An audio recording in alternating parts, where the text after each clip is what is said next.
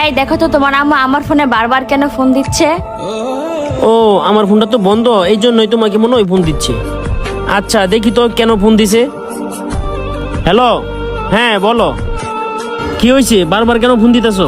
আমি তো জানি আগামীকাল আমার ছোট বোনকে দেখতে আসবে। কি টাকা লাগবে? ফোন দিয়ে এখানে বলো 2 দিন পর পর টাকা লাগবে টাকা লাগবে। কি অসভ্য, মায়ের সাথে কিভাবে কথা বলতে হয় সেটাও জানে না। দেখো, এই মুহূর্তে আমি কোনো টাকা পয়সা দিতে পারবো না। আর শুনো, তোমরা ধার দেনা করে প্রবলেমটা সলভ করো। আর একটা কথা কান খুলে শুনে রাখো, আমার কাছে কোনো টাকা পয়সা নাই, আমি কোনো টাকা পয়সা দিতে পারবো না। রাখি এখন। হ্যাঁ, আবার কি হয়েছে বলো। দেখো মা, তোমার সাথে আমি এখন এত কথা বলতে পারবো না।